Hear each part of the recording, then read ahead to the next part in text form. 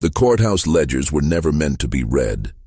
Stacked in a forgotten basement of the old Richmond County Administrative Building, these leather-bound volumes had survived fires, floods, and decades of willful neglect. When the Preservation Society began digitizing historical documents in 2009, an intern named Rebecca Chen noticed something peculiar in a plantation transfer log from 1847. The same woman's name appeared 5 times across 5 different properties within just 7 years. Each entry was accompanied by a notation that made the historian pause and reach for her supervisor. With newborn child. The discovery would unravel one of the most disturbing patterns ever documented in antebellum property records. 5 plantations, 5 births, 5 sales, all within 7 years, all involving the same woman.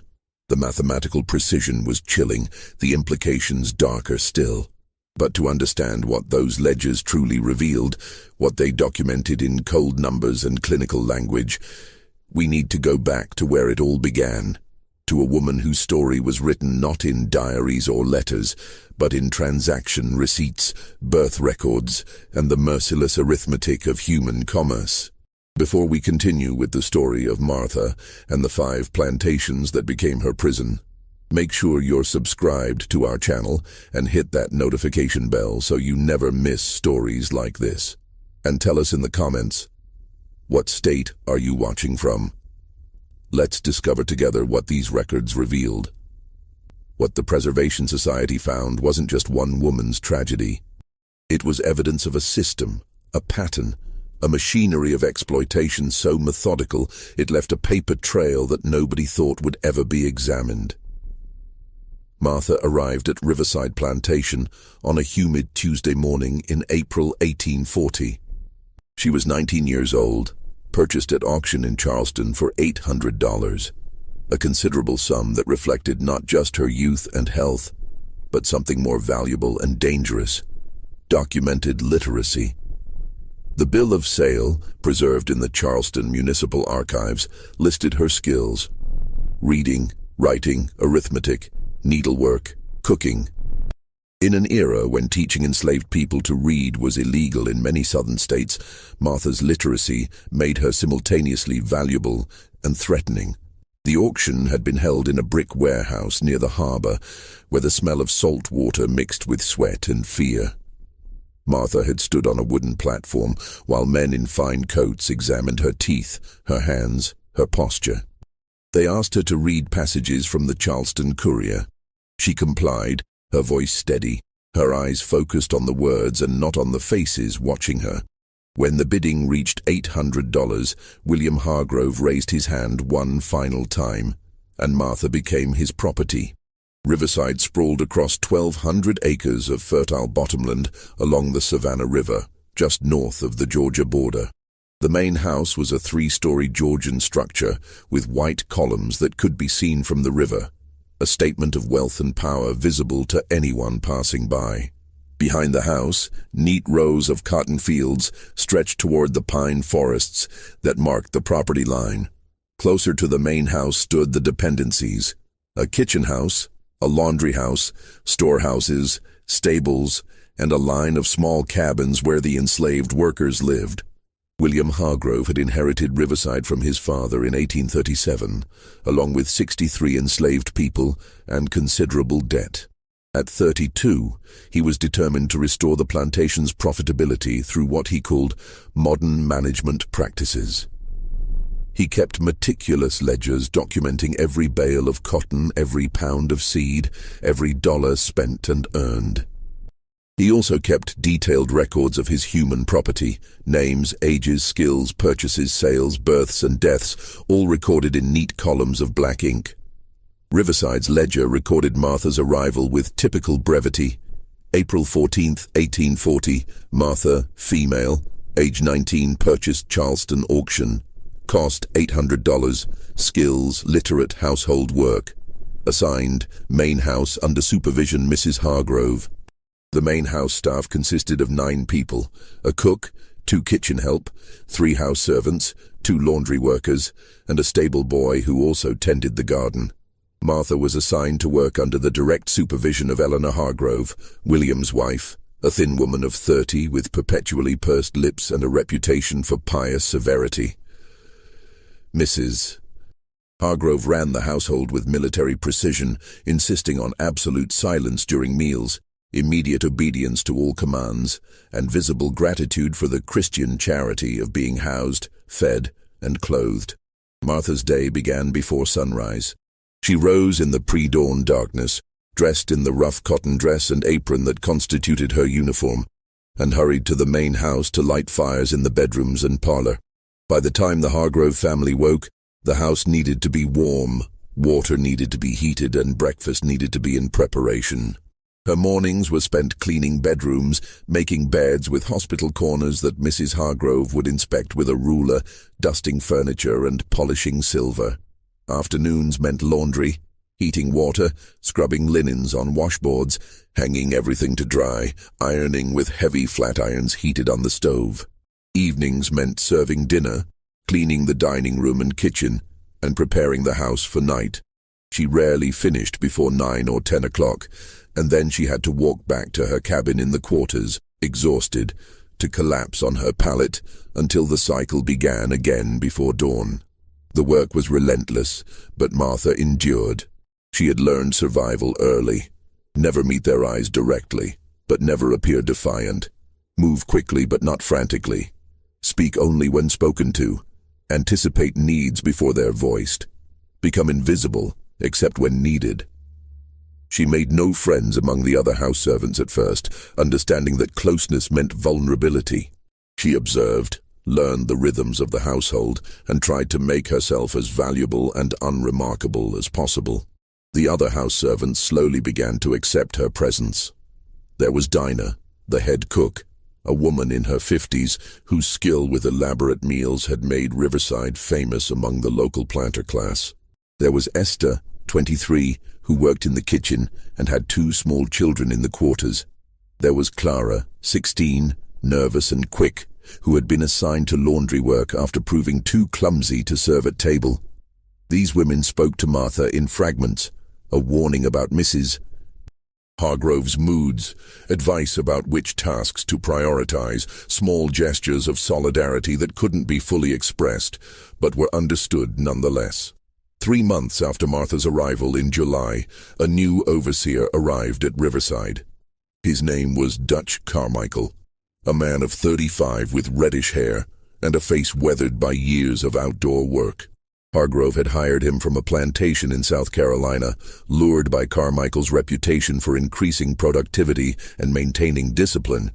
Carmichael moved into the overseer's house, a small cottage near the stables, and began implementing new systems. Earlier work hours, shortened meal breaks, stricter accounting of cotton picked, and immediate punishment for any perceived laziness. Within days, Carmichael began paying unusual attention to Martha. It started subtly. He would appear near the kitchen house when Martha was carrying water. He would watch her hang laundry, standing just within her peripheral vision. He began finding reasons to summon her for tasks, bringing messages to field workers, checking inventory in storage buildings, tasks that took her away from the main house and the watchful eyes of the other servants. The other women noticed immediately. Dinah tried to keep Martha close to the kitchen. Esther warned her with her eyes when Carmichael approached. Clara whispered urgently one evening, "Don't go nowhere alone. Keep to where folks can see you." But there was nowhere truly safe, no authority to appeal to, no protection under any law. An enslaved woman had no legal right to refuse any command from any white person, and everyone knew it. In early August, Carmichael cornered Martha in the laundry house. It was late afternoon, the sun slanting through the windows, creating harsh shadows. The other laundry workers had gone to prepare dinner. Martha was folding linens when she heard the door close and realized she was no longer alone. What happened in the laundry house that day was never recorded in any ledger or document. Martha never spoke of it to anyone. But the pattern it initiated would follow her across 5 plantations and 7 years. By October, Martha knew she was pregnant. She told no one, binding her midsection tightly with cloth strips to conceal the changes.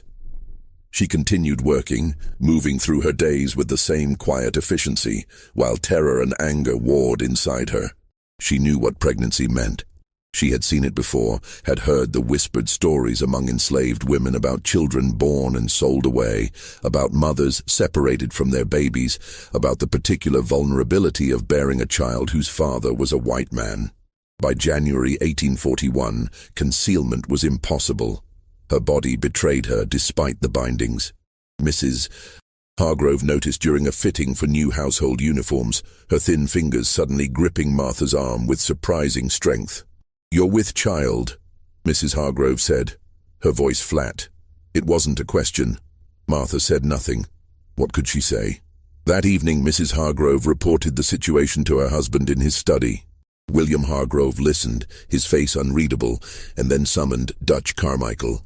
The conversation in Hargrove's study lasted 17 minutes. The house servants, working in the adjacent rooms, heard raised voices but couldn't make out words. Carmichael emerged with his face red, jaw clenched, and walked directly to the overseer's cottage without speaking to anyone. 3 days later, Carmichael was dismissed from Riverside. The ledger noted, Jan 19, 1841, terminated Dutch Carmichael, overseer, cause, violation of household policy, paid final wages, $47. The same day, Martha was moved from the main house to a cabin at the very edge of the quarters, as far from the main house as possible, while still being on plantation grounds. It was a small cabin, previously used for storage, with a dirt floor, a single window, and a fireplace that smoked badly. She was given a straw mattress, 2 blankets, and orders to remain there until after the birth. For the next 4 months, Martha lived in near isolation. Esther brought her meals twice a day, cornbread, buttermilk, occasionally a bit of salt pork or greens. She was not permitted to attend the evening prayer services or the rare Sunday gatherings. She was not given any work assignments. She existed in a strange limbo, neither fully part of the plantation community nor completely separate from it.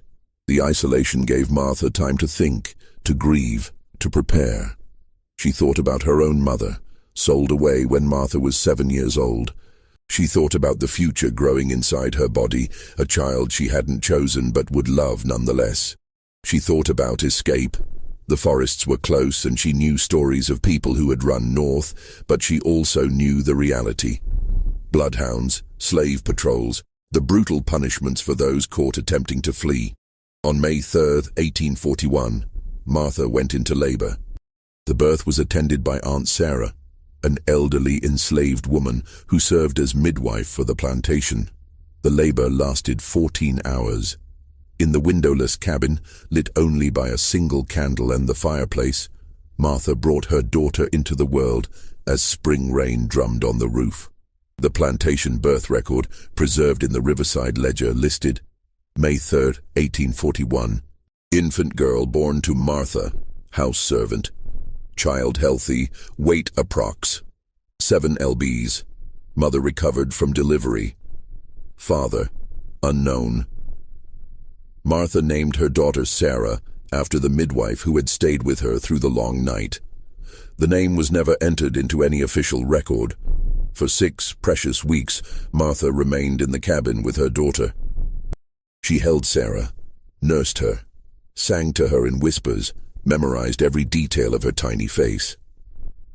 These were the only 6 weeks in Sarah's life when she would know her mother's undivided attention, when Martha could simply be her mother without the crushing weight of slavery determining every moment. Then, on a humid morning in late June, William Hargrove appeared at Martha's cabin accompanied by a man she had never seen before.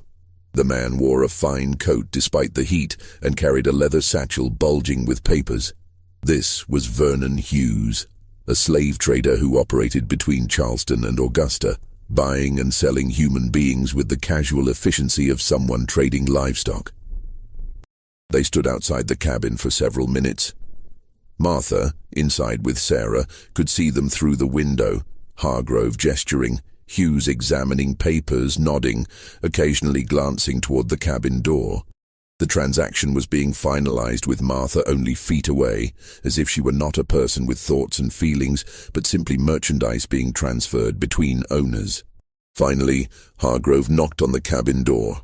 Martha opened it, holding Sarah close. "Martha," Hargrove said, his voice businesslike, "you and the child have been sold. Mr. Hughes here will be transporting you to a new situation. You have 30 minutes to gather your belongings." The Plantation ledger recorded June 28, 1841. Sale of Martha, age 20, and infant daughter to Hughes Trading Company, Charleston. Sale price, $750. Reason for sale, disciplinary reassignment. Proceeds applied to estate operating fund. Martha was given exactly 30 minutes. She wrapped Sarah in the cleanest cloth she had, gathered her few possessions, a comb, a spare dress, a small wooden cross Esther had secretly given her, and stepped out of the cabin. Esther and Dinah stood in the distance, not speaking, not approaching, but bearing witness. Their faces said what their voices couldn't. "I'm sorry. I'm so sorry. God go with you." Martha climbed into the back of Vernon Hughes's wagon. 3 other enslaved people were already there.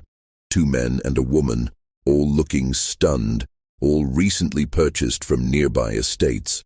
The wagon pulled away from Riverside, its wheels crunching on the gravel drive. Martha looked back once at the plantation that had been her home for 14 months. She saw the white columns of the main house gleaming in the morning sun. She saw the fields where men and women were already at work in the cotton. She saw the quarters where she had lived those first months, and the isolated cabin where she had given birth. She would never see Riverside again, but in a terrible sense, she would never leave it either. What had happened there, the attention, the violence, the pregnancy, the birth, the sale, would become the pattern that would define the next 7 years of her life. As the wagon jolted northward, Sarah slept in Martha's arms, unaware that her birth had just cost her mother everything. Unaware that they were both about to become pieces in a cruel game that would be played out across 5 plantations in 4 states. This was only the beginning of Martha's journey. The first plantation had set the pattern. 4 more awaited her, each one following the same terrible script. The courthouse ledgers would document every transaction with perfect precision, but they would never record the human cost. The wagon ride from Riverside to Fairmont Estate lasted 3 days and covered nearly 90 miles through the pine forests and red clay hills of Georgia.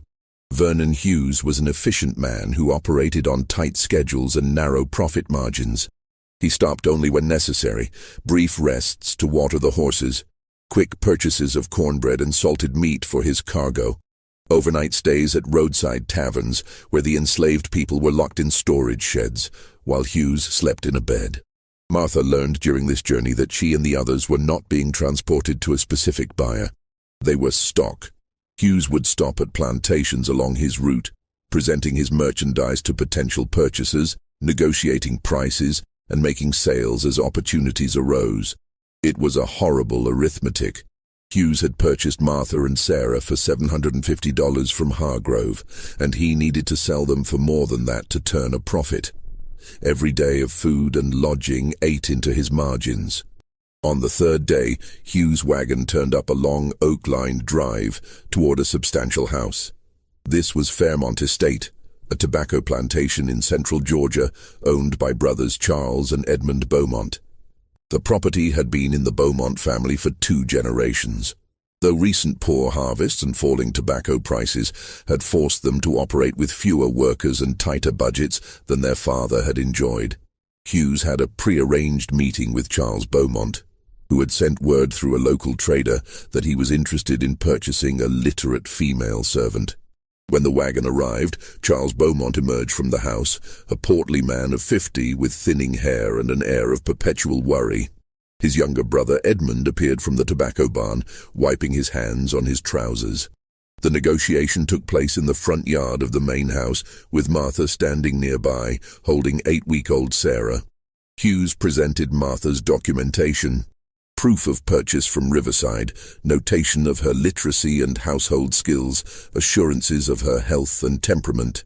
Charles Beaumont asked Martha to read aloud from a tobacco buyer's circular. She complied, her voice steady despite her exhaustion from 3 days of travel. The price discussion lasted 20 minutes. Hughes wanted $8.50, a $100 markup. Charles argued that a woman with an infant was less valuable than a single woman, that the child would be a drain on resources for years before being old enough to work, that times were difficult, and he couldn't afford extravagance. They settled on $650. The Fairmont Ledger recorded Martha's arrival, July 2, 1841. Purchased one female Negro, Martha, age 20, with infant daughter, approx. 8 weeks old. Previous owner, Riverside Plantation via Hughes Trading Co. Purchase price, $650. Skills documented. Reading, writing, household service. Assignment, fieldwork, tobacco cultivation. Fieldwork. The 2 words hit Martha like a physical blow. At Riverside, despite everything, she had been house staff. Hard work, certainly, but sheltered from the worst of the weather, with slightly better food and clothing than field workers. Field work meant the gangs, the sun, the overseer's whip, the brutal pace of planting and harvesting, and with an infant daughter to care for. Charles Beaumont noticed Martha's reaction and misinterpreted it. "You'll do as you're told," he said sharply. "Your literacy don't exempt you from honest work. You'll join the tobacco gang starting tomorrow morning." Fairmont was different from Riverside in almost every way. The plantation was smaller, 600 acres under cultivation, but worked by nearly 80 enslaved people. The quarters were more crowded, with families packed into small cabins, sometimes 2 families sharing a single room. The work was harder, the food more meager, the supervision more brutal. Martha was assigned to a cabin with 2 other women. Patience, a field worker in her 40s who had lost 3 children to sale, and Ruth, a young woman of 22 with twin boys who were 4 years old. The cabin was perhaps 12 feet by 14 feet, with a dirt floor, 1 small window, and a fireplace that all 3 women shared for cooking and heat. Privacy was impossible. Sleep was difficult. The twin boys cried at night, Sarah cried at different times, and all 3 women had to rise before dawn for their work assignments. Tobacco cultivation demanded different labor than cotton. The plants required constant attention, transplanting seedlings, removing tobacco worms by hand, suckering the plants to promote leaf growth, harvesting at precisely the right moment of ripeness, hanging the leaves in drying barns where the heat could reach 130 degrees Fahrenheit. The work was detailed, repetitive, and exhausting. Martha worked with Sarah bound to her chest in a cloth sling, an arrangement that made every movement more difficult. When Sarah cried from hunger, Martha had to stop her work to nurse her, drawing angry looks from the overseer. When rain came, there was no shelter. The work continued with everyone soaked to the skin. When the sun blazed, there was minimal water and no shade. Martha learned to work through exhaustion, to push past pain, to keep moving because stopping meant punishment. Charles Beaumont was often absent from Fairmont, occupied with tobacco sales in Augusta and Savannah, with social obligations in the nearby town of Milledgeville, with the constant financial juggling required to keep a struggling plantation afloat. Day-to-day management fell to his younger brother Edmund, who lived in a small house on the property and served as de facto overseer. Edmund Beaumont was 42 years old and had never married. He was a man of variable moods, sometimes jovial and permissive, allowing longer meal breaks and lighter work quotas, sometimes volatile and cruel, erupting in sudden rages over minor infractions. The enslaved workers learned to read his moods by his gait and his drinking. When he walked with loose confidence, the day would be tolerable. When he walked with tense purpose and smelled of whiskey, everyone became cautious.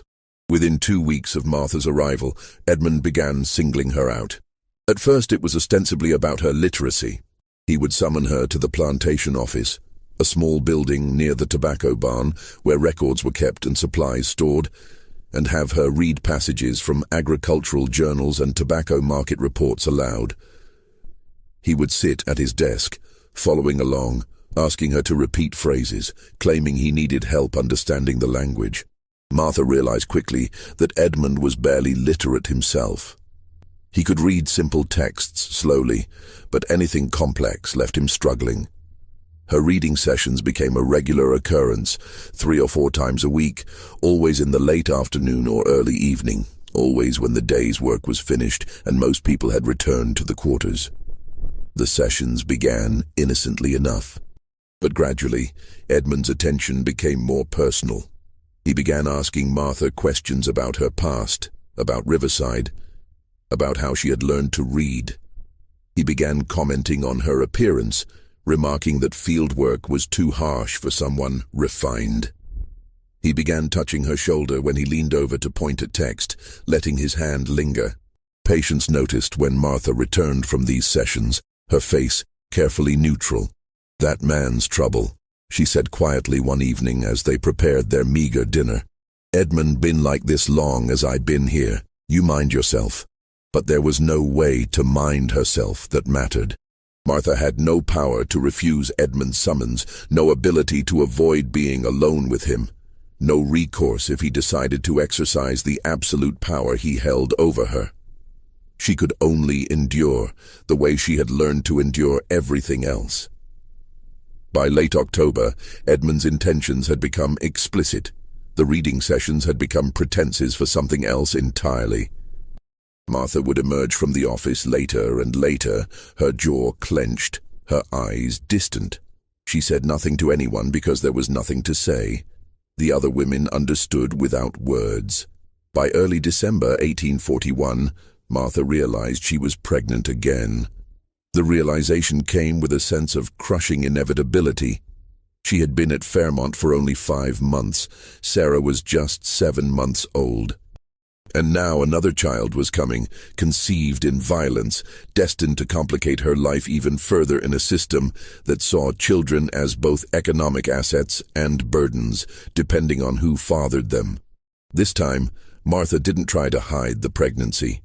What would be the point? By March 1842, when her condition became obvious to everyone, she simply continued working, her body straining under the dual burden of pregnancy and labor. She worked in the tobacco fields until she was 8 months pregnant, until the overseer who supervised the gangs, Edmund had hired a man named Foster to handle direct field supervision, finally moved her to lighter work, hauling water, cooking for the field gangs, cleaning the tobacco barn. In late May, Charles Beaumont returned from an extended trip to Savannah. Within 2 days, word reached him about Martha's pregnancy. The plantation was small enough that rumors traveled quickly, and this particular rumor, that Edmund had gotten the new literate servant pregnant, was too juicy to remain contained. Charles confronted his brother in the main house. The servants working nearby heard their voices rising, heard Charles's anger and Edmund's defensive protests. The argument lasted more than an hour, and ended with Charles storming out and Edmund disappearing into his cottage, where he remained for 2 days. On June 12, 1842, Martha went into labor.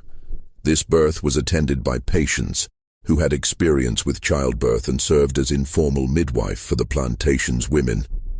The labor was shorter than with Sarah, 9 hours, but more difficult. Martha was exhausted from months of fieldwork while pregnant, malnourished on the inadequate rations provided to enslaved workers, and psychologically shattered by the repetition of trauma. When the baby, a boy, finally emerged just after midnight, Martha held him and wept. She wept for him, for Sarah, for herself, for the impossibility of their situation. She named him Daniel, a name meaning God is my judge, though she barely believed in a God that would allow such suffering. The Fairmont birth record noted, June 12, 1842, male infant born to Martha, field worker. Child healthy, weight approx. 6 lbs. Mother survived difficult labor. Father, unknown. The word unknown was a legal fiction everyone understood. Everyone knew who had fathered Daniel, but acknowledging it officially would create complications. Questions of inheritance, of status, of scandal. Better to leave it officially unknown and handle the problem privately. The problem was handled 6 weeks later. On August 1st, 1842, a slave trader named Foster arrived at Fairmont Estate. He was a younger man, perhaps 30, who operated out of Augusta and specialized in quick turnovers, buying enslaved people cheaply and reselling them rapidly for modest profits. He arrived in the afternoon, spent an hour in conversation with Charles Beaumont, and left with a bill of sale. The Fairmont Ledger recorded August 3rd, 1842. Sale of Martha, age 21, and 2 infant children to Foster & Sons Trading, Augusta. Sale price, $700. Reason, reduction of unnecessary estate obligations. Proceeds applied to operational expenses. Martha was given 1 hour to prepare. She gathered Sarah, now 15 months old, gathered Daniel, 7 weeks old, wrapped them both in what cloth she had, and prepared to leave. Patience helped her pack, moving silently, her face wet with tears she didn't bother to hide. "You got strength," Patience whispered as they embraced goodbye. "More strength than anyone should need. You remember that. You got strength, and these babies got you." Martha climbed into Foster's wagon with her 2 children. As they pulled away from Fairmont Estate, she saw Edmund Beaumont watching from the window of his cottage. His face was expressionless. She had been at Fairmont for 13 months.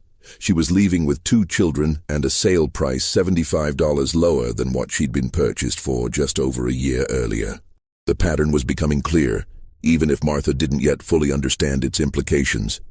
2 plantations, 2 pregnancies, 2 sales, and 3 more plantations still to come. Foster's territory covered eastern Georgia and the western edge of South Carolina. A circuit he traveled regularly, buying enslaved people from struggling plantations and reselling them to more prosperous operations. His business model depended on volume and speed, quick purchases, quick sales, minimal investment in food and lodging for his stock. Martha and her children spent 2 weeks with Foster, first at his holding facility in Augusta, a warehouse near the river where enslaved people awaited sale, and then on a wagon journey northward. During those 2 weeks, Martha saw the machinery of the domestic slave trade up close. People arrived at the warehouse daily, processed like inventory, catalogued by age, sex, skills, and health. Families were routinely separated. Husbands sold to one buyer, wives to another, children divided among multiple purchasers. The crying was constant, the desperation palpable, the cruelty casual. Martha kept Sarah and Daniel close every moment, terrified that Foster might decide it was more profitable to sell them separately. A literate woman might fetch a decent price, and children could be sold for future potential. But Foster seemed to recognize that Martha's value was increased by keeping the family together. A complete unit was easier to sell to certain types of buyers who preferred not to break up families, at least not visibly. On August 18, 1842, Foster's wagon climbed into the rolling hills of northern Georgia, approaching one of the largest and most prosperous plantations in the region. Oakwood Plantation sat on prime cotton-growing land, its 1,200 acres worked by nearly 200 enslaved people. The property belonged to the Prescott family: Robert Prescott, his wife Eleanor, and their 3 adult sons, Thomas, William, and James. The Prescott family represented old money and old power. Robert Prescott's grandfather had received a colonial land grant in the 1760s, and 3 generations had built Oakwood into a cotton empire. They were respected in the region, known for their public piety, their regular attendance at the Presbyterian Church, their contributions to local charities for white recipients, and their reputation as good slaveholders, which meant they rarely separated families, provided adequate food and clothing, and punished infractions with reasonable rather than extreme brutality. Foster had a standing relationship with Robert Prescott, who periodically purchased enslaved workers to replace those lost to disease, old age, or sale. When Foster's wagon arrived, Robert and his wife Eleanor emerged to inspect the available stock. Eleanor Prescott was a formidable woman of 55, tall and straight-backed, who took personal interest in managing the household and maintaining what she considered Christian standards of plantation operation. The negotiation over Martha happened largely between Foster and Robert Prescott, though Eleanor interjected frequently. Foster presented Martha's documentation, emphasizing her literacy and previous experience in household service, downplaying the fieldwork at Fairmont. Robert was interested in the literacy, but concerned about the two young children. "She'll be consumed with caring for infants," Robert observed. "Limited productivity for years." Foster adjusted his price downward, $625 for all three. Eleanor Prescott examined Martha directly, asking her to read from a Bible passage, testing her penmanship on a slate, asking about her experience with household management. Martha answered carefully, presenting herself as capable and compliant, knowing her life and her children's lives might depend on this performance. The sale was completed. The Oakwood records show August 18, 1842. Purchase of one female, Martha, age 21, with two infant children, female approx. 15 months, male approx. 8 weeks. Previous owner, Foster & Sons Trading via Fairmont Estate. Purchase price, $625. Skills, literate, household service, assignment, spinning house, general household support. Oakwood was unlike any place Martha had experienced. The scale was overwhelming. 200 people living in the quarters, a main house with 12 rooms, cotton fields that seemed to stretch to the horizon. The organization was military in its precision. Every person had a specific role. Every day followed a strict schedule. Every activity was logged and monitored. Martha was assigned to the spinning house, a long, low building where cotton was processed into thread by a dozen enslaved women working spinning wheels. The work was tedious but not physically brutal. Sitting at the wheel, maintaining steady rhythm, producing consistent thread. The environment was relatively sheltered from weather, though hot in summer and cold in winter. Most importantly, Eleanor Prescott had decreed that mothers with young children could keep their children nearby while working, as long as the children didn't disrupt productivity. Martha set up a corner of the spinning house with blankets for Sarah and Daniel. While she worked at her wheel, Sarah played quietly or slept, and Daniel spent most of his time either sleeping or nursing. The other women in the spinning house gradually accepted Martha's presence, sharing advice about managing children while working, offering occasional help when both babies cried simultaneously. For 3 months, life at Oakwood achieved a kind of stability Martha had never known. The work was demanding but not impossible.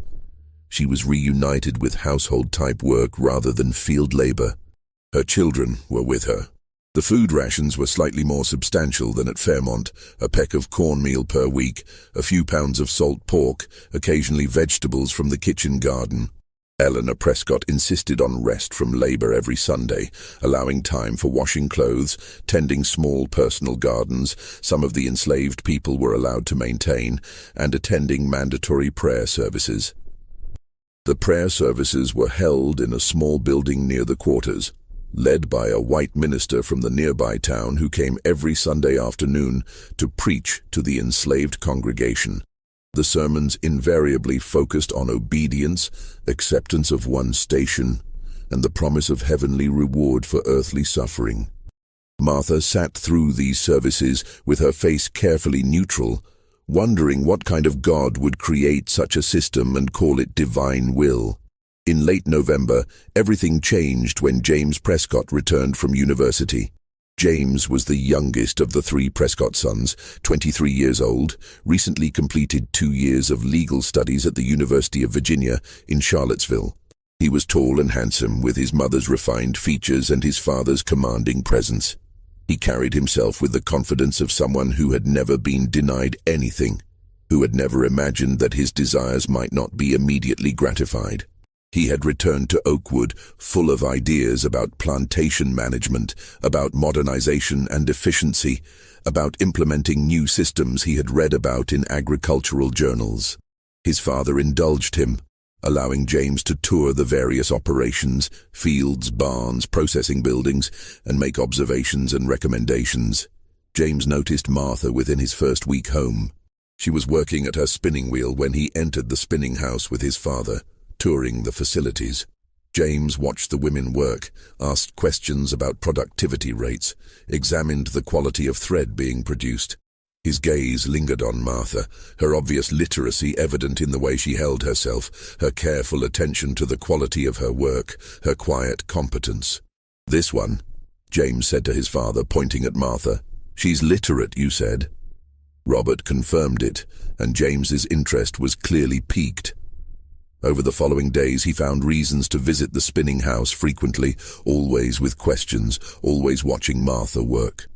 Within 2 weeks, James had persuaded his father to reassign Martha to assist with plantation records. The spinning house produced large quantities of thread that needed to be logged, measured, and tracked. Martha's literacy made her ideal for this task. She was given a desk in the small office attached to the spinning house and assigned to maintain daily production logs, recording the amount and quality of thread produced by each worker. The assignment seemed like a promotion, slightly less physically demanding work, an acknowledgement of her skills, but Martha felt immediate dread.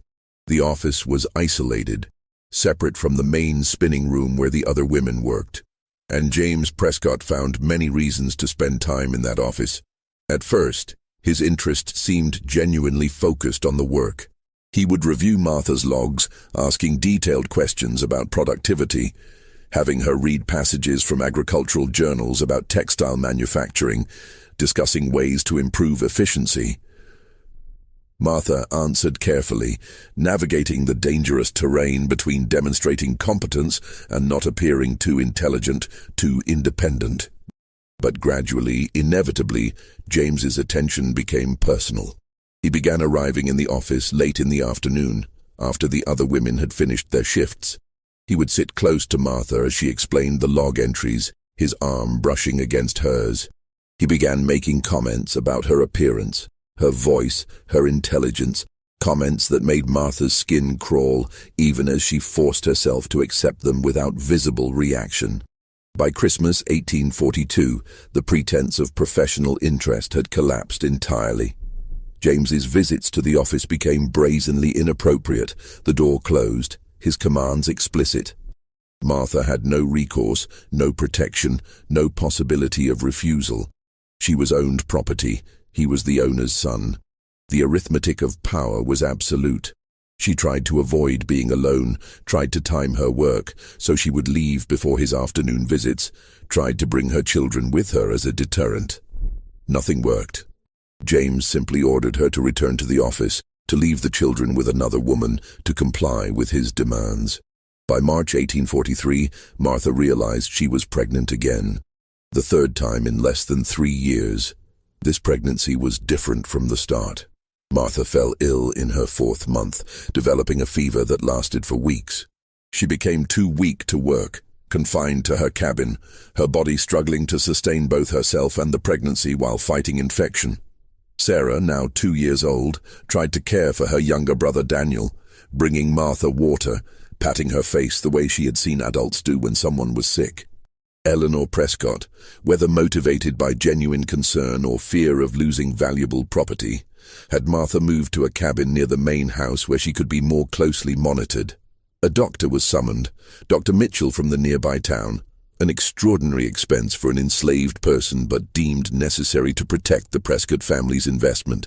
Dr.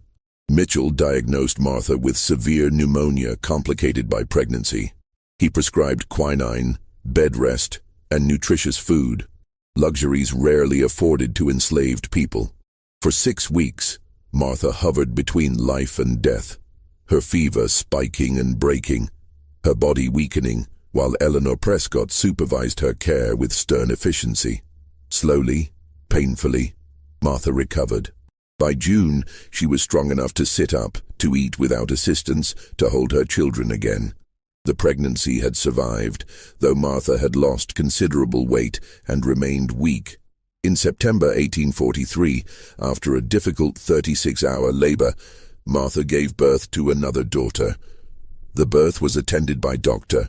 Mitchell, another unprecedented expense. because the previous illness had left everyone concerned about complications. The baby was born small but healthy, weighing perhaps 5.5 pounds. The Oakwood birth record noted, September 12, 1843, female infant born to Martha, spinning house worker. Difficult delivery following mother's severe illness earlier in pregnancy. Child exhibits initial weakness but responds well to treatment. Mother and infant both survived labor. Heavy blood loss. Mother required extended recovery.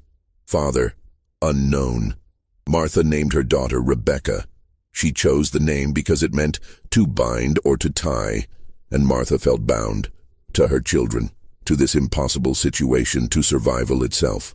The aftermath unfolded with what was becoming a familiar pattern. Someone, Martha never knew who, but suspected one of the house servants who had noticed James's frequent visits to the spinning house office, informed Robert Prescott about his son's involvement. The confrontation happened late one evening. The entire quarters could hear the shouting from the main house. Robert's voice thundering, James's voice defensive, Eleanor's voice cutting through both with icy precision. The argument lasted more than an hour and ended with James leaving Oakwood the next morning, sent to manage a smaller Prescott property in South Carolina, effectively exiled from the family's primary estate. For 10 weeks after Rebecca's birth, Martha remained at Oakwood, recovering from the difficult delivery, caring for her 3 children. Sarah was 2.5 years old, beginning to talk in full sentences. Daniel was 16 months, just learning to walk. Rebecca was a newborn who demanded constant attention. Martha allowed herself to hope, just briefly, that perhaps she might be allowed to stay at Oakwood, that perhaps the Prescotts would consider her service valuable enough to overlook her complicated history. Perhaps the pattern would finally break. Then, on a cold morning in late November, a well-dressed slave trader named Ashworth arrived at Oakwood. He spent 2 hours in conversation with Robert Prescott, examining documents, negotiating terms. The Oakwood Ledger recorded November 29, 1843, sale of Martha, age 22, and 3 children, ages 2 years, 6 months, 1 year, 4 months, 10 weeks, to Ashworth Acquisitions, Charleston. Sale price, $650. Reason, reassignment of assets due to changing household needs. Proceeds applied to estate expansion fund. The price had gone up slightly, perhaps reflecting Martha's proven resilience, or perhaps because 3 children represented potential future labor. But Martha noticed what others might not. She was still worth less than the $800 she had originally been sold for, despite being in the prime of her working life. Martha gathered her 3 children, her meager belongings, and prepared to leave for the 4th time. As Ashworth's wagon rolled down the oak-lined drive leading away from Oakwood, Martha looked back at the plantation that had promised stability, but delivered only another iteration of the same pattern. 3 plantations, 3 pregnancies, 3 sales, and she was still only 22 years old. What Martha didn't yet fully understand was that each sale was making her less valuable. Each child was marking her as problematic. Each pregnancy was creating a documentary trail that would follow her through the ledgers and records of the domestic slave trade. She was being systematically devalued, turned from a premium servant into damaged goods, all because of crimes committed against her that she had no power to prevent. 2 more plantations awaited her. The pattern was not finished. Ashworth's territory covered a vast region from Charleston through Georgia and into Alabama, following the profitable trade routes where cotton was king and enslaved labor was the foundation of wealth. He was a more sophisticated operator than Foster, better dressed, more connections, higher-end clientele. He specialized in quality stock, enslaved people with skills, training, or other attributes that commanded premium prices from wealthy planters. Martha's situation was complicated. On one hand, her literacy and household skills made her theoretically valuable. On the other hand, 3 children under 3 years old made her immediately less appealing to most buyers. And her history, visible in the trail of sales and transfers that appeared on her documentation, raised questions that Ashworth had to carefully manage. The solution was to market Martha as a family unit to a very specific type of buyer. Wealthy planters who could afford to take on the short-term burden of young children in exchange for long-term labor value, and who prided themselves on their benevolence in not breaking up families. Ashworth transported Martha and her children to his main facility in Charleston, where they spent 3 weeks while he searched for the right buyer. The facility was a large brick building near the slave market, divided into cells where enslaved people awaited sale. Martha and her children were kept in a room with 8 other women and their children, all waiting, all trying not to think about what came next. Finally, in mid-December 1843, Ashworth secured a buyer. Jonathan Whitfield, owner of Cedar Hills Plantation in eastern Alabama, one of the wealthiest men in the territory. Cedar Hills was the largest property Martha had yet encountered.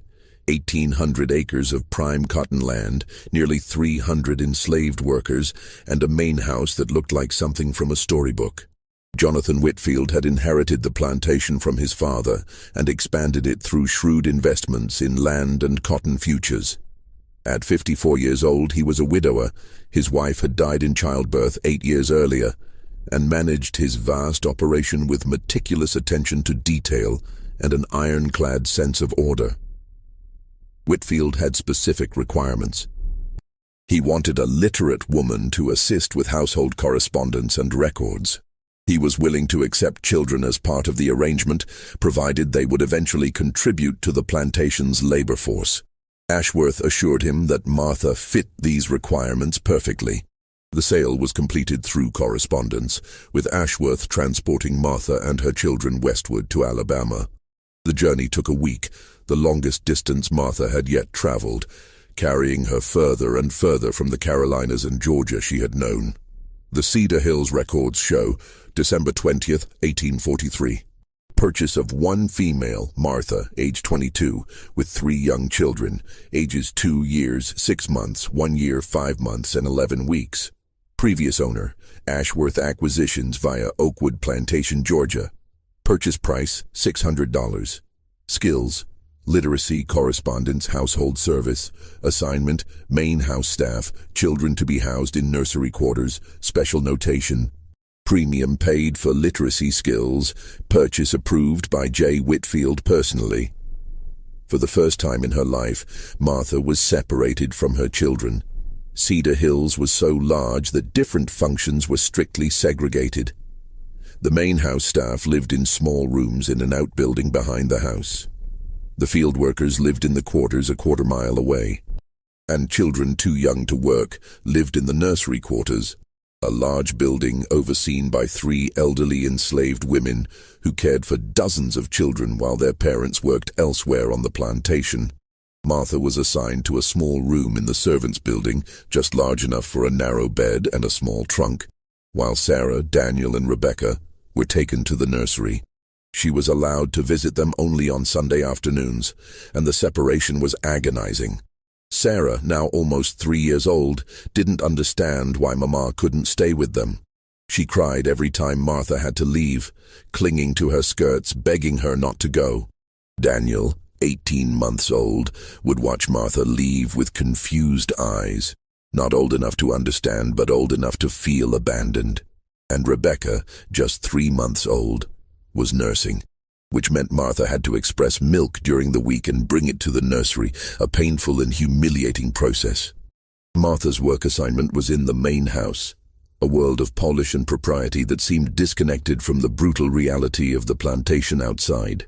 She was responsible for cleaning the second-floor bedrooms, maintaining Jonathan Whitfield's private study, assisting with correspondence when he dictated letters, and serving at table when he entertained guests. Whitfield himself was a reserved man who rarely spoke directly to his servants except to give orders. He maintained a large household staff, 12 people who kept the house running with invisible efficiency, and he expected perfection. A speck of dust, a poorly folded napkin, a letter with imperfect penmanship could result in severe punishment, though Whitfield himself rarely administered it. Instead, he had overseers who handled discipline, maintaining the illusion that he was above such crude matters. The work was demanding, but Martha found a certain refuge in its predictability. The days followed strict routines. The expectations were clear. If she did her work perfectly and made herself invisible, she could exist in a kind of numb stasis, her only focus on surviving until Sunday when she could see her children. But Cedar Hills had another presence that shattered any possibility of peace. Nathan Whitfield, Jonathan's son. Nathan was 21 years old, the only surviving child from Jonathan's marriage. He had been raised with every privilege wealth could provide and had grown into a young man who believed the world existed to serve his pleasures. He had been expelled from university in Virginia for gambling and drinking. He had been sent home in disgrace, and his father had made him assistant overseer as punishment and, supposedly, character-building exercise. Nathan handled his position with all the casual cruelty of someone who had never been denied anything and had no empathy for those beneath him in the social hierarchy. He drank heavily, gambled with the overseers and neighboring planters' sons, and treated the enslaved workers as objects for his entertainment or abuse. He noticed Martha within days of her arrival. Martha was carrying fresh linens to the second-floor bedrooms when Nathan stepped out of his room, clearly having just woken despite it being mid-afternoon. He watched her work with open interest, making comments about her appearance that made her skin crawl. When she tried to leave quickly, he blocked her path. "You're the new literate one, aren't you?" he said, his breath smelling of whiskey despite the early hour. "Father says you can read and write. How does a nigger learn to read?" Martha kept her eyes down. "Yes, sir. I was taught when I was young, sir." "Taught by who? Show me. Read this." He grabbed a book from a nearby table and thrust it at her. Martha read the passage he indicated, her voice steady despite her racing heart. Nathan laughed. "Well, I'll be damned. You actually can read. That's something. Father's got himself a clever one." He let her pass, but his eyes followed her as she left. The attention escalated quickly. Nathan began finding excuses to be wherever Martha was working. He would summon her to his room to tidy up, even though he had already been served. He would order her to read to him from books or newspapers, sitting too close, touching her under the pretense of pointing at text. The other house servants warned Martha with their eyes and careful silence. This was familiar territory. They had seen Nathan fixate on women before, had seen what happened when he decided he wanted something. Martha tried every strategy she knew to avoid him, working faster to finish before he appeared, staying in groups with other servants, being so invisible he might forget about her. Nothing worked. Nathan had decided he was interested, and in his world, his interest was the only thing that mattered. By spring 1844, the inevitable had happened. Martha was pregnant for the 4th time. The exhaustion was overwhelming. 4 pregnancies in less than 4 years, 3 young children she could barely see, constant work demands, and now another child coming. Martha felt herself breaking in ways she hadn't allowed herself to feel before. She considered running. The forests around Cedar Hills were dense, and she had heard whispered stories of people who had escaped and made it north. But she had 3 children in the nursery. She couldn't take them with her, they were too young, would slow her down, would make escape impossible, and she couldn't leave without them. The choice was impossible, so she made no choice at all. She simply continued day after day, surviving. By late summer, Martha's pregnancy was obvious. Jonathan Whitfield noticed when she was serving dinner one evening and immediately summoned the head housekeeper to his study. Within a week, Jonathan had learned about Nathan's involvement. The confrontation was explosive. Servants throughout the house heard the shouting, Jonathan's voice like thunder, Nathan's voice defensive and dismissive. The argument ended with Nathan being sent to manage a timber operation in northern Mississippi, effectively exiled from Cedar Hills. But this time, Jonathan Whitfield made a different decision about Martha. Rather than selling her immediately, he kept her at Cedar Hills. Perhaps he recognized that selling her would acknowledge the problem publicly. Perhaps he calculated that she was valuable enough to keep despite the complications.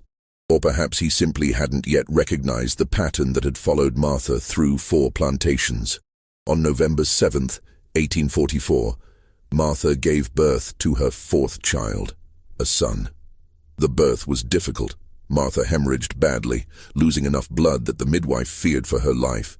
The plantation doctor was summoned, a rare expense for an enslaved woman's childbirth, and managed to stop the bleeding, but Martha spent 2 weeks in the infirmary recovering. The birth record noted, November 7th, 1844, male infant born to Martha, household staff. Difficult delivery, mother suffered significant blood loss, but survived with medical intervention. Child healthy, weight approximately 6 pounds 8 ounces. Father, unknown. Medical costs, $18, charged to Plantation medical account. Martha named her son Joshua, meaning God is salvation, though she felt further from salvation than ever. During Martha's recovery in the infirmary, Cedar Hills made a decision about her older children. Sarah, now 3.5 years old, was deemed old enough to begin light work. She was moved from the nursery to the main house, where she would serve as a runner, carrying messages between buildings, bringing water to workers, learning the basic tasks that would prepare her for household service. Martha learned about this when she finally left the infirmary and found Sarah working in the kitchen house, her small hands washing vegetables under the supervision of the head cook. Sarah's face lit up when she saw her mother, but she wasn't allowed to stop working. They could only exchange looks, and Martha had to continue to her own assignment, her heart breaking. For the next 8 months, Martha lived in a kind of suspended state. She worked in the main house, saw Sarah occasionally during work, but couldn't speak to her beyond brief exchanges, and visited Daniel and Rebecca in the nursery on Sundays, now with baby Joshua as well. Her body slowly recovered from the difficult birth, though she remained weaker than before, the accumulation of 4 pregnancies and constant labor taking its toll. She waited for the inevitable sale, expecting the trader to arrive any day, but months passed, and Jonathan Whitfield kept her at Cedar Hills. Martha began to cautiously hope that perhaps the pattern might be broken, that perhaps she might be allowed to remain in one place long enough to watch her children grow. Then, in August 1845, Vernon Hughes arrived at Cedar Hills. Not Vernon Hughes, the original trader who had transported Martha from Riverside, but Sheffield, another trader who worked similar routes. Jonathan Whitfield had decided that the complications outweighed the value, and it was time to cut his losses. The Cedar Hills Ledger recorded, August 15th, 1845, sale of Martha, age 24, with 4 children, ages 4 years 3 months, 3 years 2 months, 1 year 9 months, and 9 months. Sold to Sheffield Trading Company Mobile, sale price $550. Reason, reduction of household staff, reassignment of assets. Proceeds applied to Estate Modernization Fund. Special notation, medical costs during recent pregnancy, 18, deducted from final asset valuation. The price continued to fall. Martha was now worth less than 1/3 of her original purchase price, despite being only 24 years old and in the theoretical prime of her working life. Her children, rather than adding value, had become liabilities in the calculations of plantation economics. Martha was given 2 hours to prepare. She gathered her 4 children, Sarah old enough to walk on her own, Daniel needing to be carried part of the time, Rebecca toddling but still unsteady, Joshua a 9-month-old baby. She wrapped Joshua against her chest in a sling, held Rebecca's hand, and urged Sarah to stay close while she tried to manage Daniel. The logistics of moving one woman with 4 young children were complicated. Sheffield provided a wagon with room for everyone, and Martha climbed in with her small, devastating cargo. 4 children born in violence, carried in suffering, and now being moved again because their very existence was evidence of crimes that couldn't be acknowledged. As the wagon pulled away from Cedar Hills, Martha looked back at the plantation that had been her home for 20 months. She saw the white-columned main house. She saw the nursery building where her children had lived separated from her. She saw the servants' quarters where she had slept in her tiny room, alone, while her children cried for her elsewhere on the property. 4 plantations, 4 pregnancies, 4 sales. And somehow, impossibly, Martha was still only 24 years old. One more plantation awaited her, The pattern was not finished, but Martha was. Sheffield's operation was based in Mobile, Alabama, a major port city that served as a hub for the domestic slave trade's western routes. Enslaved people were transported through Mobile to plantations throughout Alabama, Mississippi, and Louisiana, feeding the insatiable demand for labor in the expanding cotton and sugar regions. Martha and her 4 children spent 3 weeks in Mobile, held in a warehouse facility near the docks. The building was crowded with people awaiting sale, men purchased for field work, women for household service, children separated from parents and sold for their future potential. The noise was constant, a mixture of crying, praying, and the harsh voices of the traders conducting their business. Sheffield recognized that Martha's situation was commercially complicated. 4 young children made her difficult to sell to most buyers. Her declining price history suggested she was problematic. But her literacy remained valuable, and some buyers specifically wanted enslaved families that could be presented as humanely managed to counter growing abolitionist criticism. Sheffield found his buyer in Louisiana, Henri Delacroix, a Creole planter whose family had owned Magnolia Grove for 3 generations. Delacroix was looking for an educated servant to assist with plantation correspondence and household management, and he was wealthy enough to absorb the cost of supporting 4 young children until they reached working age.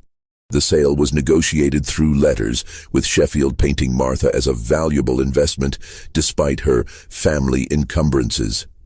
Delacroix agreed to the purchase, and in late September 1845, Martha and her children were transported westward into Louisiana. The journey covered more than 200 miles through the coastal lowlands, a landscape unlike anything Martha had seen before.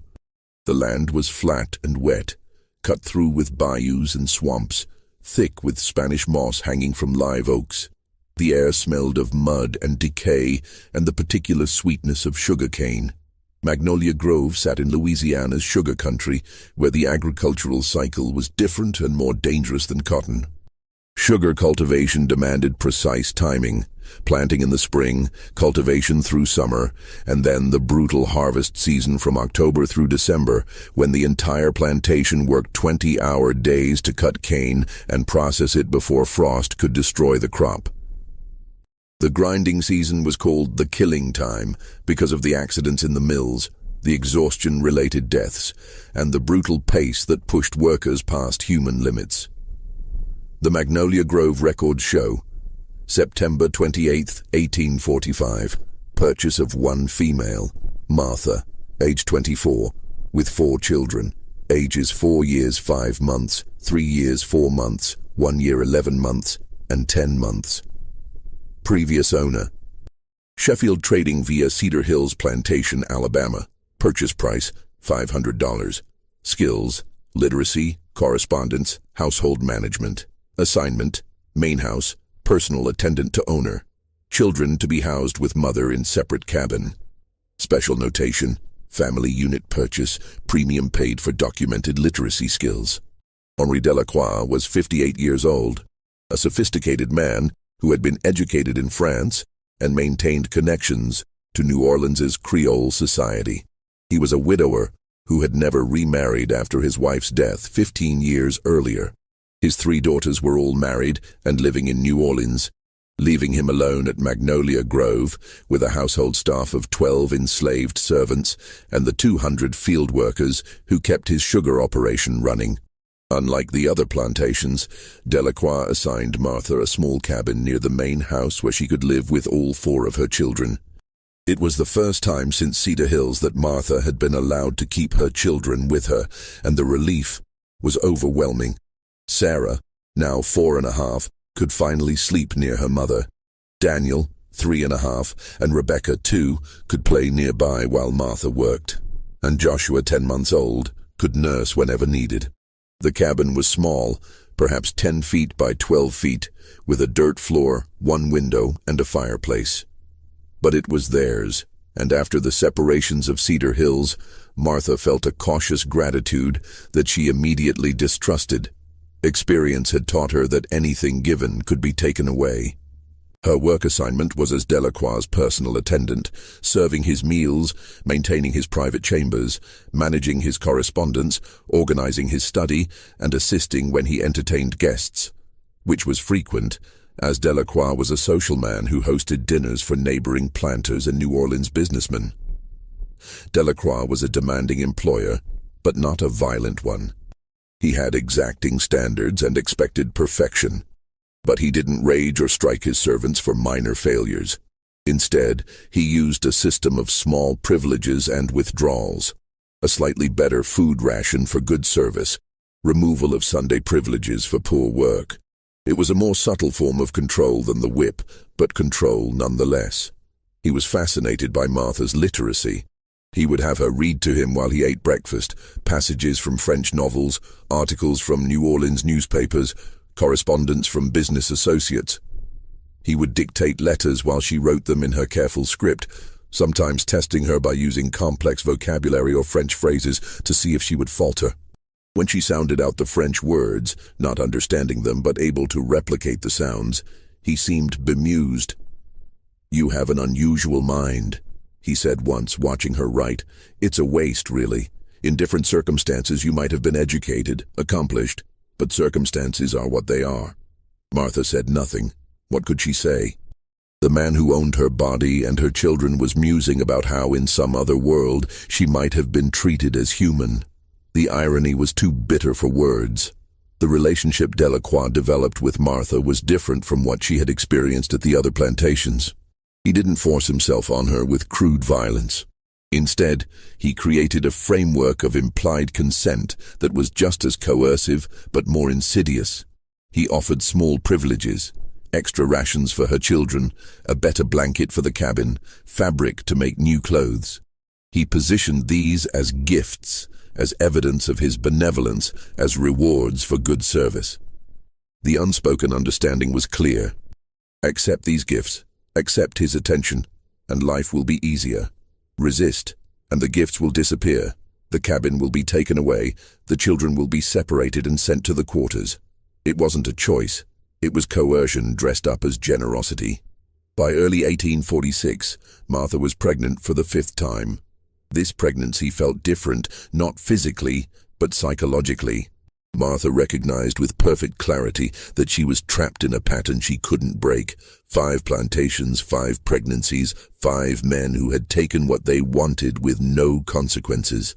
Her body was not her own. Her children were not her own.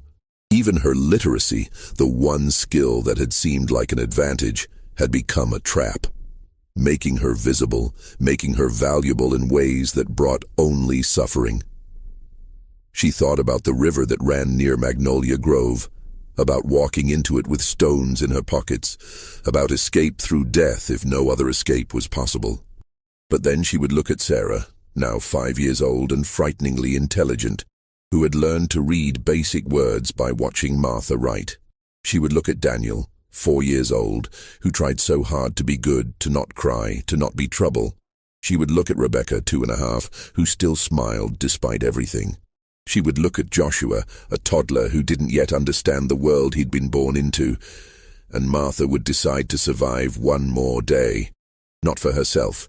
She was long past caring about her own survival, but for them. Because if she was gone, who would protect them? Who would teach Sarah to read in secret, give Daniel the embrace he desperately needed, comfort Rebecca when she woke crying, care for Joshua? So Martha survived, and the pregnancy continued, and in September 1846, she gave birth to her 5th child, a daughter. The Magnolia Grove birth record noted, September 3rd, 1846, female infant born to Martha, personal attendant to H. Delacroix. Healthy delivery, no complications, child weight approximately 7 pounds. Mother recovered well from delivery. Father, unknown. Special notation, mother granted 2 weeks recovery period before resuming duties, per H. Delacroix's specific instruction. Martha named this daughter Grace, the only name she could think of that represented something she still desperately wanted to believe in: unearned favor, undeserved mercy, the possibility of something better than what was. And then something unexpected happened. Delacroix didn't sell Martha. Weeks passed, months passed. Martha waited for the trader to arrive, for the familiar pattern to unfold, for the sale that had followed every previous birth. But it didn't happen. For the first time, Martha remained at a plantation after giving birth. Through the rest of 1846, through all of 1847, through 1848, she worked, cared for her children, and existed in a state of constant vigilance, expecting every day to be the day when the sale would finally happen. Her children grew during those years at Magnolia Grove. Sarah turned 7, old enough to be put to work as a house servant, carrying messages and helping in the kitchen. Daniel, 6, was assigned to carry water to field workers during the harvest season. Rebecca, 5, was learning to sew under the supervision of an elderly woman who mended clothes. Joshua, 3, and baby Grace stayed in the cabin under the care of an older enslaved woman who minded young children while their parents worked. For 2 years, Martha's life achieved a painful kind of stability. The work was hard, the circumstances were wrong in every fundamental way, but her children were with her. She could see them daily, feed them, teach them, protect them in the small ways that were possible within the constraints of slavery. Martha began to dare to hope, not for freedom, not for justice, but simply for this to continue, for the pattern to finally be broken, for Delacroix's decision to keep her to mean some small measure of permanence in her life. Then, on October 14th, 1848, Henri Delacroix died suddenly. He was found in his study in the morning, collapsed at his desk, having suffered what the doctor determined was a massive heart condition. He was 58 years old. Delacroix had 3 daughters, none of whom wanted to manage Magnolia Grove. The estate, including the plantation and all its property, was put up for auction to settle his debts and divide the proceeds among his heirs. The plantation auction was held on December 12, 1848. Buyers came from throughout Louisiana and Mississippi, examining the land, the equipment, the sugar processing facilities, and the 212 enslaved people who were part of the estate. Martha and her 5 children were sold as a family unit to a cotton broker from Mississippi for $475. The sale document recorded December 12, 1848, estate auction of Magnolia Grove properties. Lot 47, 1 female, Martha, age 28, with 5 children, ages 7, 6, 5, 3, 2. Skills: literacy, household management, correspondence. Sale price: $475 to William Foster, cotton factor, Jackson, Mississippi. Special notation: family unit. Price reflects significant dependent burden. $475. That was what Martha and her 5 children were worth after 8 years, 5 plantations, and 5 pregnancies. Less than $60 each. As the wagon pulled away from Magnolia Grove on December 15, 1848, Martha looked back one final time. She was 28 years old. She had given birth to 5 children in 5 different plantations across 4 states. She had been sold 6 times. She had survived what should have broken her completely, and her story was about to disappear from the historical record. The pattern, it seemed, might continue beyond the 5 plantations. But Martha's documented journey ends here in 1848, as she and her children were transported into Mississippi and vanished from the ledgers that had tracked her for 8 years. What happened next would remain unknown for more than 160 years, until a Preservation Society intern found those ledgers and started asking questions. The Preservation Society intern who discovered Martha's story in 2009 was named Rebecca Chen, a graduate student in history at the University of Georgia. She was working part-time with the Richmond County Historical Preservation Project, digitizing old courthouse records as part of her thesis research on antebellum property transactions. The work was mind-numbingly tedious, scanning page after page of faded handwriting, entering data into spreadsheets, creating indexes for records that had never been properly cataloged. Most of the documents were routine: property deeds, tax records, marriage licenses, wills, but occasionally something would catch her attention. On a Tuesday afternoon in March, Rebecca was working through a box of plantation transfer logs from the 1840s when she noticed the name Martha appearing repeatedly across multiple documents from different plantations. The entries were spread across several years, but the details suggested they might be the same person. Age, literacy, presence of children. Rebecca began cross-referencing the documents, creating a timeline and tracking the paper trail. What emerged was a pattern so methodical it seemed impossible to be coincidence. Riverside Plantation, Georgia. Martha purchased in April 1840 for $800. Birth record, May 1841, one daughter. Sold June 1841 for $750 with one child. Fairmont Estate, Georgia. Martha purchased July 1841 for $650 with one child. Birth record, June 1842, one son. Sold August 1842 for $700 with two children. Oakwood Plantation, Georgia. Martha purchased August 1842 for $625 with two children. Birth record, September 1843, one daughter. Sold November 1843 for $650 with three children. Cedar Hills Plantation, Alabama. Martha purchased December 1843 for $600 with three children. Birth record, November 1844, one son. Sold August 1845 for $550 with four children. Magnolia Grove, Louisiana. Martha purchased September 1845 for $500 with four children. Birth record, September 1846, one daughter.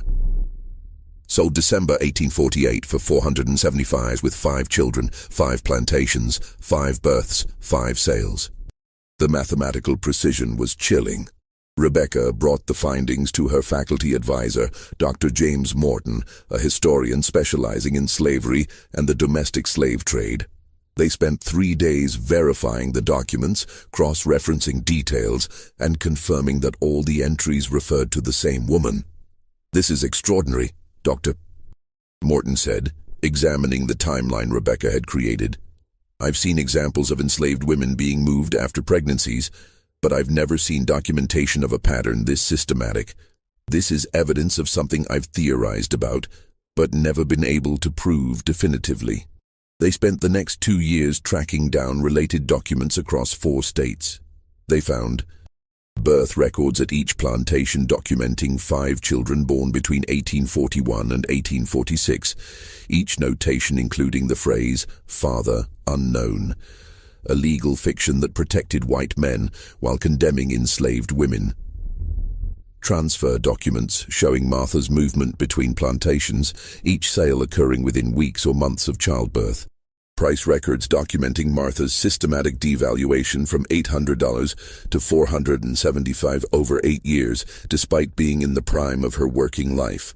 Marginal notes in some ledgers describing Martha as problematic, unsuitable for standard assignment, requires special management.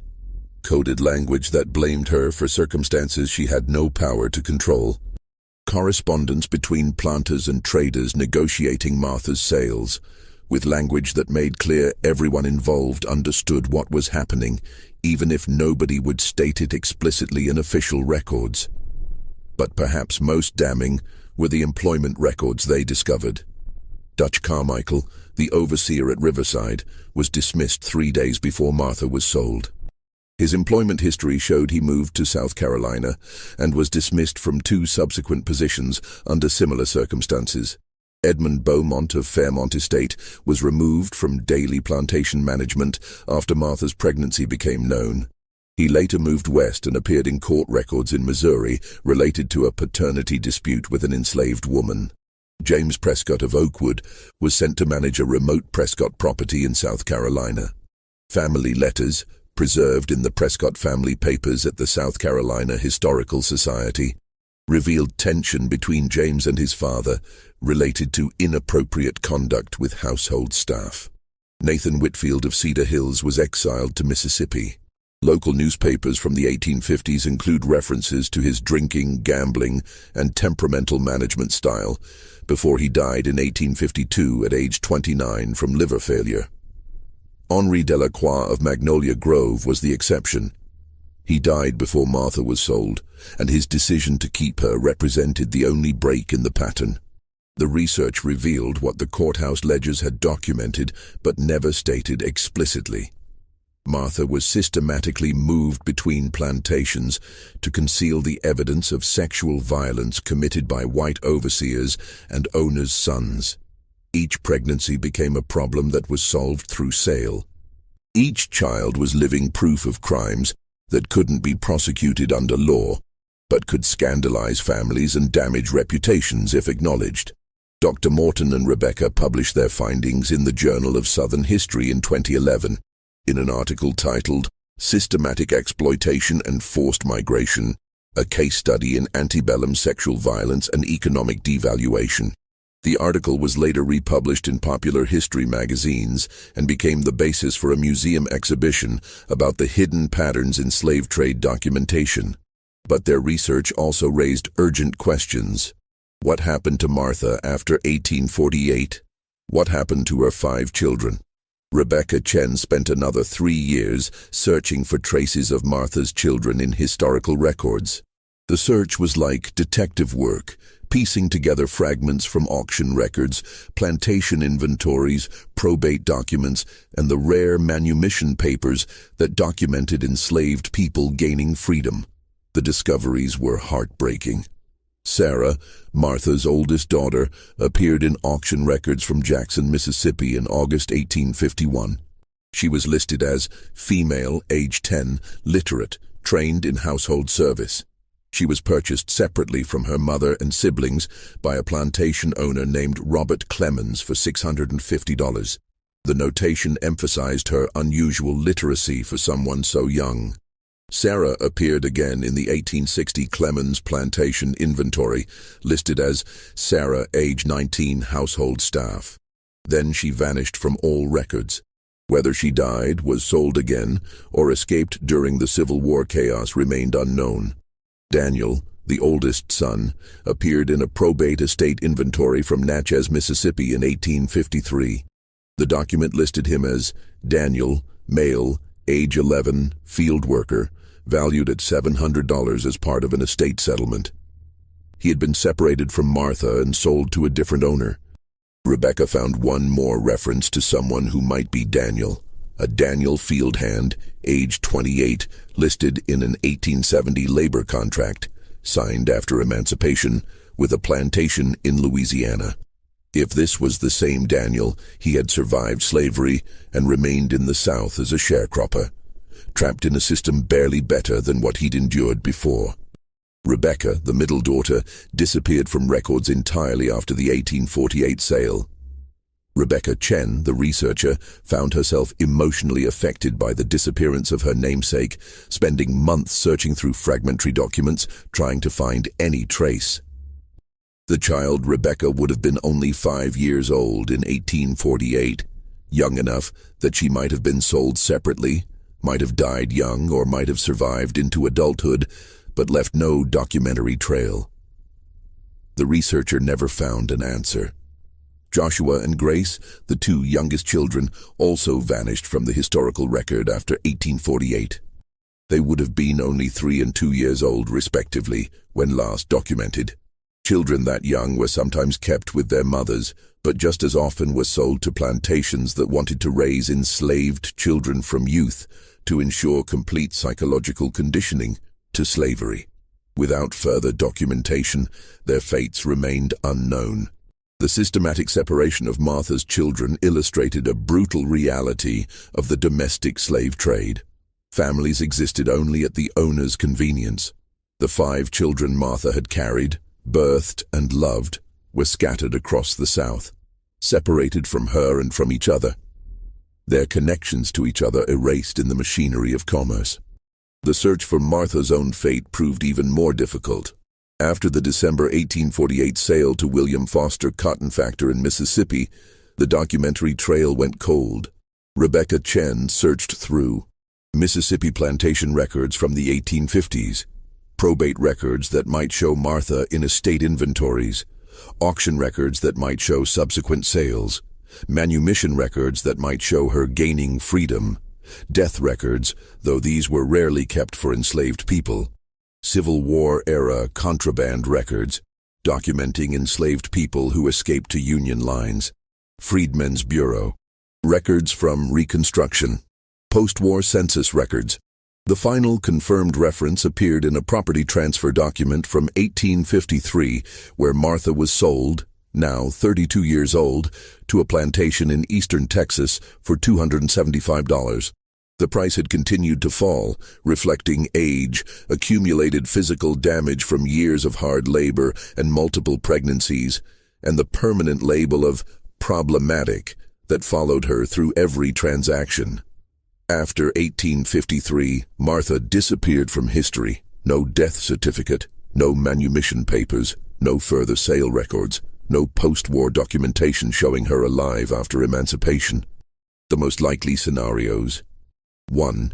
She died sometime in the 1850s, her death unrecorded because enslaved people's deaths were rarely officially documented unless they affected property values. 2. She survived until emancipation in 1865, but left no documentary trail. Like millions of formerly enslaved people who lived and died without official records, whose stories exist only in family memories passed down through generations. 3. She escaped or was freed during the Civil War chaos, when systems of documentation broke down and many enslaved people simply walked away from plantations. Dr. Morton and Rebecca published a follow-up article in 2014 titled Beyond the Ledgers: The Disappeared Lives of Enslaved Women. They argued that Martha's disappearance from historical records after 1853 was itself evidence of systemic erasure. Enslaved people were documented only when they had economic value to white owners, and when that value was exhausted or when systems of documentation collapsed, their lives became historically invisible. The article noted, Martha survived at least 13 years of documented brutality, 5 forced pregnancies, 5 sales, and the separation from all 5 of her children. She was 32 years old when she last appeared in official records, still in the prime of her working life, but valued at less than a third of her original purchase price. Whether she lived another 30 years or died within months of that final sale, we may never know. What we do know is that systems of slavery created and maintained this pattern of violence, and then erased the evidence by reducing human lives to ledger entries that disappeared when they were no longer economically convenient. The courthouse ledgers that documented Martha's journey through 5 plantations are now preserved in climate-controlled archives at the University of Georgia and available through digital databases to researchers and descendants searching for family histories. The numbers tell their own brutal story. 8 years. The documented period of Martha's journey through 5 plantations, 1840-1848. 5 plantations: Riverside, Georgia; Fairmont, Georgia; Oakwood, Georgia; Cedar Hills, Alabama; Magnolia Grove, Louisiana.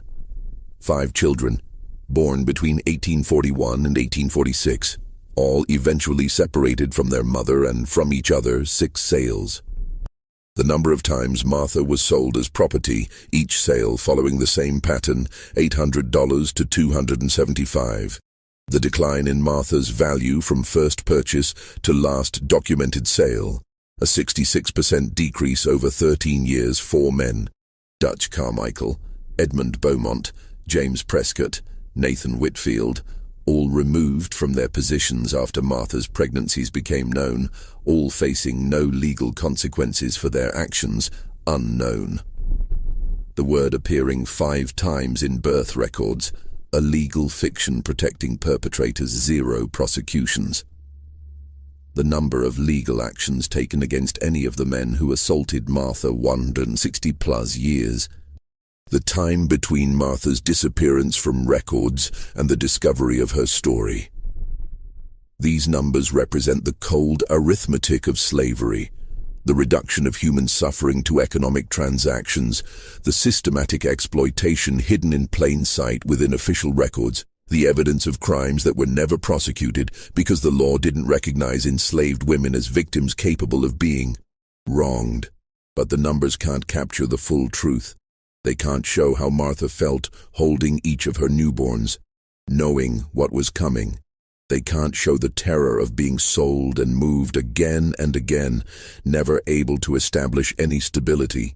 They can't show the anguish of being separated from her children, knowing they would grow up without her protection. They can't show the psychological cost of enduring repeated violence with no recourse, no protection, no justice. The Preservation Society's work ensures that Martha's name, just her first name, the only one she was allowed to keep, is remembered. The digitized records are now used in university courses, museum exhibitions, and genealogy research. They stand as testimony to both the systematic cruelty of slavery and the extraordinary endurance of those who survived it.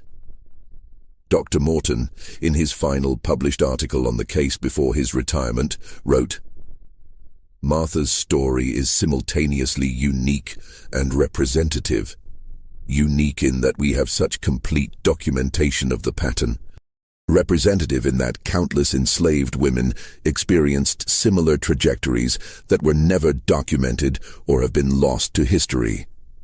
For every Martha whose journey we can trace through courthouse ledgers, there are thousands whose stories exist only in the spaces between official records, in family memories passed through generations or lost entirely to historical erasure. The courthouse ledgers will outlast us all. They sit in archives protected from decay, available to anyone who wants to understand what was done, who was complicit, and what it cost. They document the machinery of exploitation with perfect precision, every sale, every birth, every declining price point. But they'll never document the full truth of Martha's life. They'll never show her strength, her love for her children, her quiet resistance in continuing to exist despite everything designed to break her. They'll never show the moments between the transactions, the lullabies she sang, the reading lessons she gave Sarah in secret, the ways she protected her children in the small ways possible within impossible constraints. Martha was 19 when she arrived at the first plantation in 1840. She was 32 when she disappeared from the records in 1853. 13 documented years, 5 plantations, 5 children, 6 sales, and a pattern of systematic violence so methodical it could be tracked through courthouse ledgers more than 160 years later. The records revealed the truth, but the truth they revealed was only a fraction of the story. The rest, Martha's thoughts, her dreams, her quiet moments of resistance, her full humanity, exists beyond any ledger in the space where numbers end and human experience begins. That story was never written down. But it was lived and it mattered, and because of the work of researchers like Rebecca Chen and Dr. Morton, it will never be completely forgotten. The courthouse ledgers documented Martha's devaluation in dollars and cents, but they couldn't diminish her value as a human being, as a mother, as a survivor. That value was infinite, immeasurable, and beyond the reach of any system that tried to reduce human beings to property. Martha's story is not a comfortable one. It's not a story with a satisfying resolution or justice served. It's a story about systematic violence, about patterns of exploitation hidden in plain sight, about evidence preserved in the very records meant to legitimize the system that created such suffering. But it's also a story about survival, about endurance, about love that persisted despite everything, about humanity that couldn't be erased, even by systems designed to erase it. The ledgers preserved Martha's story.